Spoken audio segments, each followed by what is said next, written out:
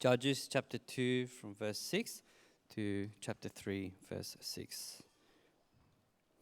When Joshua dismissed the people of Israel went each to his inheritance to take possession of the land. And the people served the Lord all the days of Joshua and all the days of the elders who outlived Joshua, who had seen all the great work that the Lord had done for Israel. And Joshua, the son of Nun, the servant of the Lord, died at the age of 110 years, and they buried him within the boundaries of his inheritance in Tamath Heres, in the hill country of Ephraim, north of the mountain Gash. And all that generation also were gathered to their fathers, and there arose another generation after them, who did not know the Lord or the work that he had done for Israel. And the people of Israel did what was evil in the sight of the Lord, and served the Baals. And they abandoned the Lord, the God of their fathers, who had brought them out of the land of Egypt. They went after other gods from among the gods of the people who were around them, and bowed down to them, and they provoked the Lord to anger. They abandoned the Lord and served the Baals and the Ashtaroth.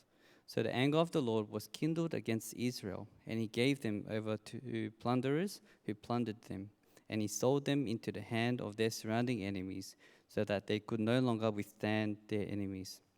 Whenever they marched out, the hand of the Lord was against them for harm, as the Lord had warned, as the Lord had sworn to them, and they were in terrible distress. Church, from verse 16 to chapter 3, verse 6, we'll read alternate verses, and we'll read the final verse, chapter 3, verse 6, together. Then the Lord raised up judges who saved them out of the hand of those who plundered them.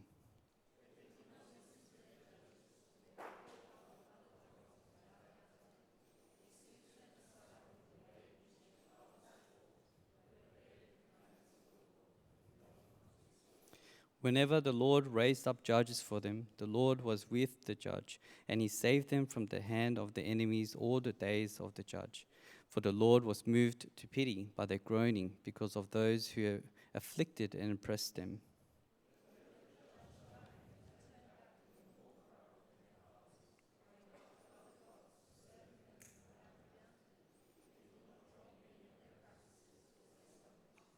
So the anger of the Lord was kindled against Israel, and he said, because this people have transgressed my covenant that I commanded their fathers, and have not obeyed my voice.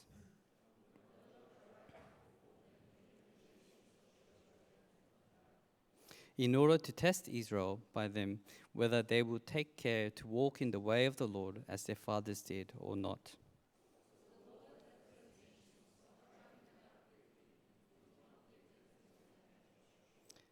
Now these are the nations that the Lord left to test Israel by them, that is, all in Israel who had not experienced all the wars in Canaan.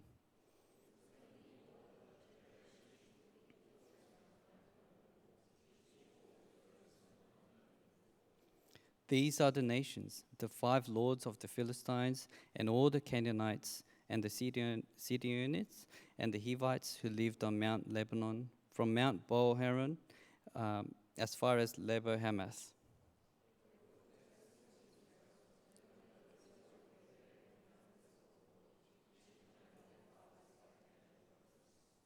So the people of Israel lived among the Canaanites, the Hittites, the Amorites, the Perizzites, the Hivites, and the Jebusites. And together, and their daughter they took to themselves for wives, and their own daughters they gave to their sons, and they served their gods. This is the word of the Lord.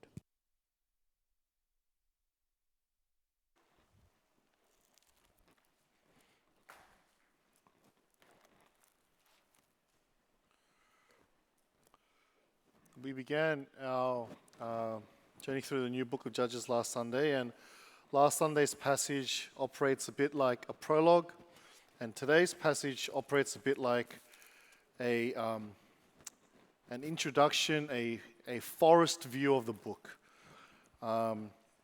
After the passage we look at today, it zooms in. It looks at each of the stories, the judges, the cycles in a more of a detailed way.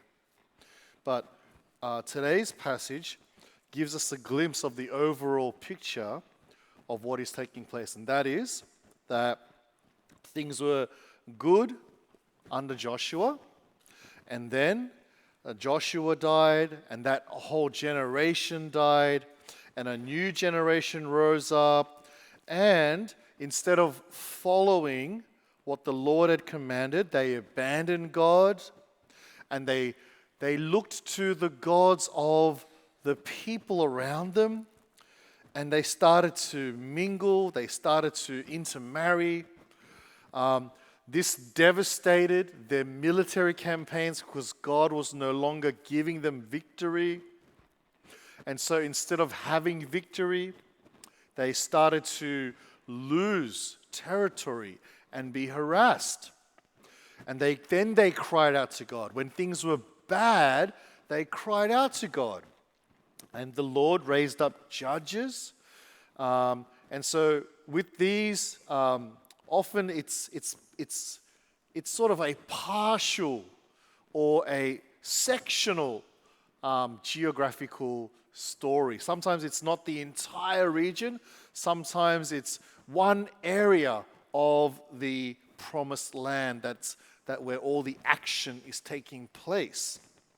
And so the judges, they bring stability, they bring victory, and then the judge dies and things happen again. And so it's known as the cycle of the judges, and we see that being described here. And we also see that at the end of today's passage, we get a glimpse of the overall pessimistic image. Verse 6. Their daughters they took to themselves for wives, their own daughters they gave to their sons, and they served their gods. It was the very thing that they were prohibited to do, was do not intermarry with them. Now, God is not being, racist. He's not saying that there needs to be a purity of ethnic, racial purity. It's not that kind of separation. This is that do not intermarry with people who worship other gods. It's a sobering and consistent message that is carried through into our New Testament today, that talks about how we are to marry in the Lord, how it talks about being yoked together with a common purpose. And so it is a serious thing. It is a serious thing, and there can be serious consequences when Christians begin serious, meaningful relationships with non-Christians. Sometimes there are wonderful stories and positive outcomes, but also not always. And it should be entered into with a lot of consultation and prayer and wisdom. You may have heard of the term Nepo baby. A Nepo baby is someone who benefits from the success of their parents. In today's tabloid news, people like Prince Harry or I forgot his name, David Beckham's son. They're known as Nepo babies, having benefited from the things of their parents' success or position. This generation that we see in verse 10, I like to call it the Nepo generation. They didn't go to war. They didn't fight the battles. They just benefited from what their parents went through. And the generation that, the crossover generation, the generation that crossed over from the wilderness into the land of promise, they are gathered to their fathers. And another generation comes after them. It happens in life, doesn't it? I don't know how long it'll take, but there's many generations here, but if you're as old as me or in a similar decade, one day we will be gathered. There will be another generation that comes through. But this generation, it says, did not know the Lord or the work that he had done for Israel. There is sparse detail here as to why that is. Was it a failure of the parents? Was it a failure of the children? Well, probably both. Probably both. It is important that amongst the many things that we focus on and strategize well is the ministries we have for our coming and growing generation. But it's not like churches that didn't see their generation continue on. It's not like they always failed their Sunday schools. It's not like they didn't do what we are doing. Often, we don't have all the answers. And no matter how hard we try, sometimes generations seem to lose their way. For whatever reason it was, the responsibility lies on everybody but the Lord. The Lord is not at fault for this generation forgetting the Lord. The consequence of them forgetting the Lord was that they did what was evil in the sight of the Lord and served the Baals. So failure to drive out those nations meant that they got to see the culture of the nations and they began to copy and join in what they were doing. The religion of this particular place and time was something that God described as wicked. We don't know all the details, but particular in their abominations was the practice of child sacrifice. Why would people do such things? We might stand in judgment, and yet at the same time, our modern culture often has ancient practices where for our own profit, pleasure, and gain, the most vulnerable are marginalized and unsupported. They abandoned the Lord, the God of their fathers, who brought them out of the land of Egypt. And they provoked the Lord to anger. And the Lord, his anger was kindled. And what did he do? He sold them into the hand of their surrounding enemies. Look at verse 15. Whenever they marched out, the hand of the Lord was against them for harm, as the Lord had warned, and as the Lord had sworn to them, and they were in terrible distress. It was God who was giving them the victory, and now God was handing them defeat. But the Lord didn't simply leave them in their distress. Although he did hand them over to defeat, he also raised up judges. What do we call these people? They are like military chiefs. They're not exactly kings. They're not ruling a nation. And yet, they are acting like deliverers and fighting and leading battle charges. Even when the judges spoke. Verse 17 tells us that they didn't even listen to the judges. They whored after other gods, and they turned aside from the way in which their fathers walked. Now, verse 18 and 19 are the key verses that describe the cycle that we see in this book.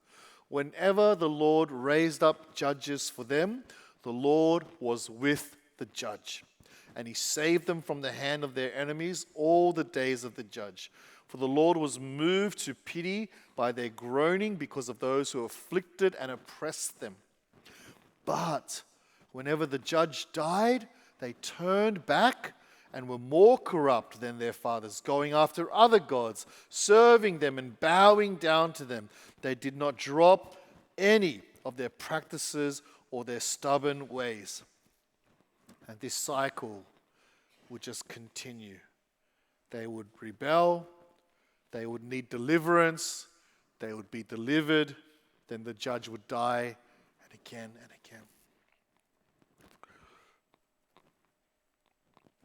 But point of observation, as you might hopefully see here, without God's grace, as bad as this cycle might seem to be, you might think, I can't believe it's happening again and again and again. There is no cycle without grace. Without grace, there's just defeat. Their enemies come back to repossess the land, and that's it. The whole campaign is an abject failure, and one generation's success completely is undermined by that next Nepo generation. But because of God's grace, that grace is what allows, although it's a terrible thing to see this cycle, it's because of grace that there is even a cycle in the first place. But here's where it gets real for us, because the picture here aptly describes, for many of us, our Christian life. There are lots of moments where we're just happy to put God on the fringe. We toss him our scraps. We don't take him so serious. But some trial in life, you need God, and then you're praying a bit more. You're coming to church a bit more. You're reading the Bible a bit more. And then the trial's over, and then you get slack again. Doesn't that seem familiar? What's being described here is actually such a powerful illustration of what is experienced by so many Christians in their walk. And it's only because of grace that cycle happens. For imagine that instead of God helping you through that trial, that particular trial crushes you, ends you, brings a complete devastation to you. Then what? The Lord is judging his people, rightly so, because they failed to listen to his voice. He gave them the warning that this is what he would do. But also, it's not just judgment, but it's also trial. He is now going to use them to test his people. He says in verse 21, I will no longer drive out before them any of the nations that Joshua left when he died, in order to test Israel by them, whether they will take care to walk in the way of the Lord as their fathers did or not. Verse 23, so the Lord left those nations, not driving them out quickly, and he did not give them into the hand of Joshua. Or in other words, by the time of Joshua's death,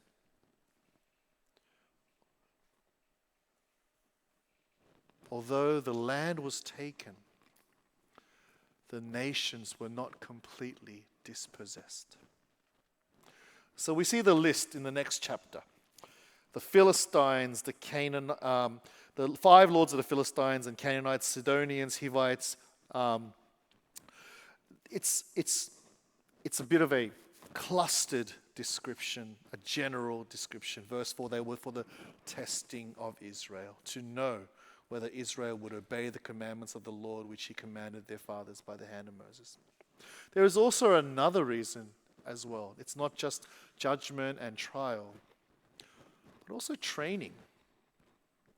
If you look at verse 2 in the 3rd chapter, it was only in order that the generations of the people of Israel might know war, to teach war to those who had known it before. Now, why do they need to know war? Because now they're surrounded by their enemies. Why are they surrounded by their enemies? Because they didn't listen to God.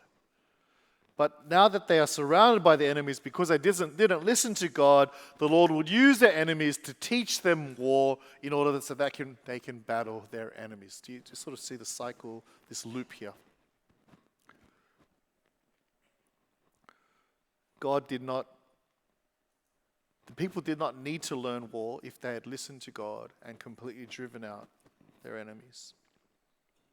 But now, another lesson, another teaching is that they will learn war and warfare through these nations taunting and testing them. In other words,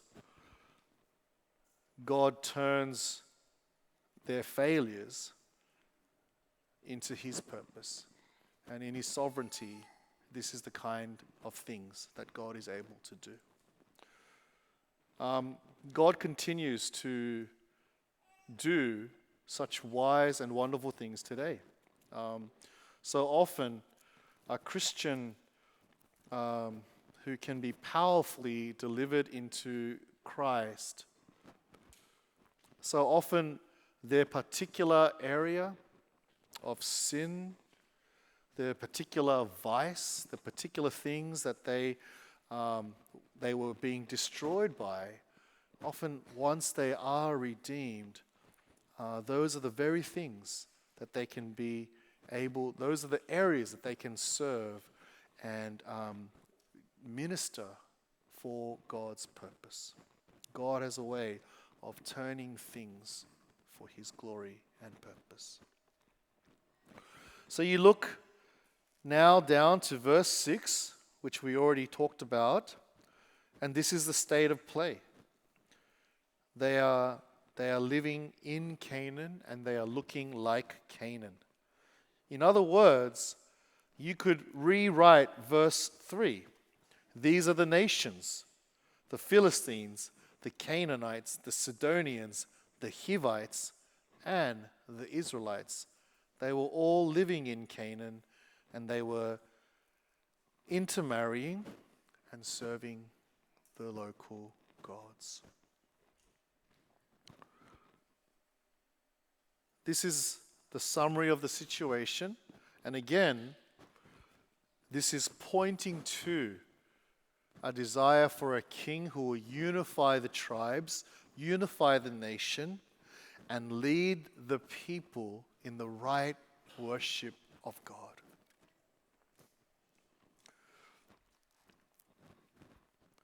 The cycle of the judges is not a cycle that we want to see in our Christian life. Although it's common, what we want to see is we want to see a breakthrough out of that cycle. So instead of being a Christian that kind of totters along, and then something sort of difficult comes out and you sort of run to God, and then it works out, and then you kind of forget, and then you totter along, and then something else, and then you come to God. Instead of that, what do we want to see? We want to see continued and sustained growth, maturity, deeper love and fellowship. And so what we want to see is, even if your life is like this, right? Your life may be still like this, But hopefully, as you mature, your faith isn't moving like this when your life is. Right? So your life there's still difficult times. But your faith, your standing and the way that you abide in the Lord is just consistency. You've got this, you've developed this muscle memory of going to the Lord, of sharing your burdens, of praying with your family and your church members. This is what we want to see. And so we're going to, go into communion, and we see how important it is to just never take for granted that we remember the Lord's faithfulness. But before we do that, I just want to give you an opportunity to reflect for a few minutes. If your life resembles the cycle of the Judges, please talk to God. That instead of just kind of tottering along and then, oh no, I need God, and then, oh, it's good now, and then tottering along, and then, oh no, I need God, that you may have a bit of a change in that there may be some consistency, that there may be some growth in that. And perhaps there are some of you where that's your reality, that yes, your life may have the storms, but there's a constance in your heart. The joy is ever present, and the contentment in the Lord is ever present, and you have been able to see that, and it's a time for you to praise God and thank God for that. What we know is that God is at work for His people, and what's it leading up to is He's going to give them eventually His own Son to be the most perfect and wonderful King that will lead them. This King sends the Spirit of God to His people. This Spirit of God performs a heart surgery, a spiritual heart surgery, and removes our hardened heart and gives us a new heart. And friends, that is why you don't have to experience this kind of cycle. The cycle of the Judges is an example for us not to follow. The cycle of the Judges, even though it describes so many Christians, I know, it doesn't have to be what you experience for your ongoing Christian life. So rather than this sort of, God helps out and things that, hot and cold, that there may be a spiritual growth and stability that is coming through. Now, that's what Paul's letters talk about. Paul's letters talk about maturity in Christ, growth, a deepness in knowing the Lord. And so it doesn't matter how long you've been following Jesus. Right? The point is, may this time now be a time where God is seeing you grow and you are savoring more of His grace. And that this is showing,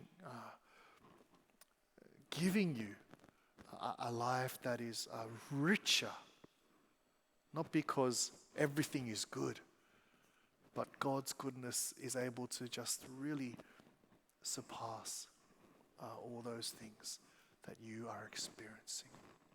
So I invite you to take a few moments to pray, and then we'll begin communion.